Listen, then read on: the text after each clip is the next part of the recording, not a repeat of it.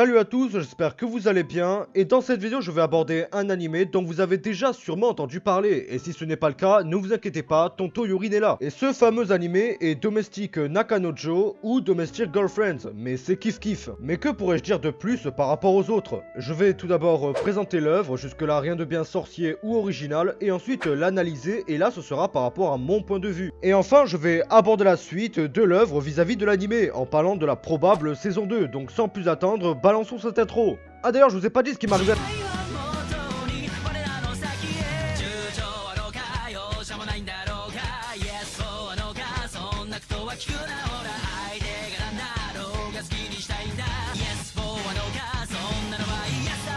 Domestic Nakanojo a pour genre comédie romantique, drame, ecchi, ça on devait s'y attendre, et enfin slice of life. L'œuvre a fait ses débuts en manga par l'auteur Kei Sasuga et a été prépubliée dans le Weekly Shonen Magazine, pas étonnant au vu de sa popularité, et a commencé sa parution en avril 2014 et continue toujours à apparaître à l'heure actuelle, ainsi comptabilisant 22 tomes. Vient ensuite l'anime réalisé par Shota Ihata et scénarisé par Tatsuya Takahashi et fait par les studios d'animation Joe Medea. Pour le coup le nom ne me dit rien, et les studios d'enregistrement sont Flying Dog, et pour le coup là ça me dit quelque chose car je crois que c'est eux qui se sont occupés de Mahou Tsukai, que je vous recommande vivement. La diffusion de l'anime a débuté en janvier 2019 et s'est fini récemment le 30 mars 2019 avec un total de 12 épisodes.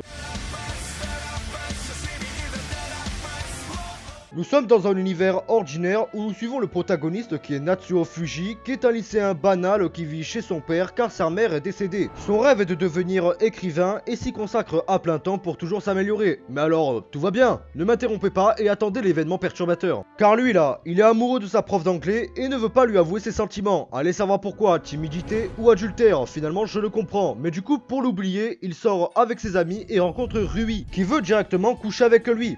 Hein démonétisation vous dites? Bah je m'en bats les couilles, je gagne pas d'argent. Reprenons, elle veut coucher avec lui car elle n'est pas sûre de un jour trouver l'amour et veut du coup perdre sa virginité. Natsuo comme un con accepte et ensuite regrette de l'avoir fait avec une personne qu'il n'aime pas. Car du coup il a en quelque sorte trahi l'amour porté à sa prof. Et en plus tout à l'heure je vous ai parlé d'événements perturbateurs. Bah attendez, il arrive car son père décide de se remarier et il découvre stupéfait que ses belles-sœurs sont Ina, sa prof d'anglais, et Rui son plan cul. Et ensuite, bah faut regarder l'animé hein. En termes de casting, nous avons Natsuo qui est quand même le pilier. Son rêve est de devenir écrivain et du coup pour ça bah il écrit. Son amour pour sa prof est sincère et l'empêche même de bien suivre les cours. Il est de nature calme, bien que toutes ses pensées il les retranscrit dans son livre, ce qui lui permet de rester assez réservé mais quand même assez sociable pour avoir des amis au lycée. Il y a ensuite Rui qui est ce que l'on nomme dans notre jargon une kudere, n'arrive pas à exprimer ses émotions comme c'est original et en a rien à foutre de tout comme c'est original et porte son attention uniquement sur le héros en se fâchant s'il ne lit pas sur son visage de pierre ce qu'elle veut. Comme c'est original, elle est malgré tout assez extravertie pour une fille de son type, tant bien même qu'elle pense inconcevable et incompréhensible le fait de tomber amoureuse de Natsuo. Elle sait aussi faire la cuisine. Comme c'est original. Et enfin Hina, l'élément perturbateur lui-même si je puis dire, elle est représentée comme étant vraiment très clean. Elle étudie l'anglais à des jeunes lycéens, jeune, belle, sympathique et sociable, tout l'opposé de sa sœur. Mais du côté de sa vie privée, c'est le chaos, mais je ne peux en dire plus. Au premier abord, Domestic Nakanojo est plus ou moins normal, mais non, car il est destiné à un certain public. Sincèrement, je ne comprends pas pourquoi les gens ont aimé cet animé. J'essaye toujours de dire du bien, mais là c'est trop. La seule chose que je peux limite saluer, c'est peut-être le réalisme, spécialement celui du personnage principal. C'est triste à dire, mais la plupart des histoires comme celle-ci sont beaucoup plus réalistes que de simples romances. Après, je ne dis pas qu'elles sont plus belles à voir, et c'est car c'est ce public-là qui est visé que c'est sûr qu'il y en a qui ne vont pas aimer. Le personnage principal prend des décisions et fait des choses que toute personne avec un gros en général ferait. Donc on sait pourquoi vous le recommandez tous, n'est-ce pas? Alors bien sûr, je ne vous parle pas des personnages inutiles qui ne servent que d'appât à waifu. De plus que le sexe et toute autre scène de ce genre sert plus à remplir une sorte de quota que vraiment être utile à l'histoire. De surcroît que presque aucun personnage a été développé. On ne sait rien sur personne et tout le monde a l'air de jouer un rôle qu'ils ont du mal à interpréter. Je ne parlerai pas non plus de l'arrière-plan dénué de toute information ou de toute beauté, sans même parler des événements dus au hasard. Elles débarquent toutes les deux chez lui. Pour le premier épisode, je me dis ça va, il faut bien faire avancer l'intrigue, mais après il la voit se toucher et ensuite disparaît tel Snake dans Metal Gear Solid. Sa sœur qui ne se rend pas compte que son frère disparaît tous les après-midi pour aller Hina et la mystérieuse photo prise en 4K Full HD de elle embrassant Natsuo, c'est vraiment trop, essayez de me comprendre. Je dirais sur le moment que j'ai ironiquement apprécié la série, mais en prenant du recul, je vois juste l'immense médiatisation derrière une œuvre qui ne vaut pas le coup parmi tant d'autres. Allez regarder Tate no Yusha.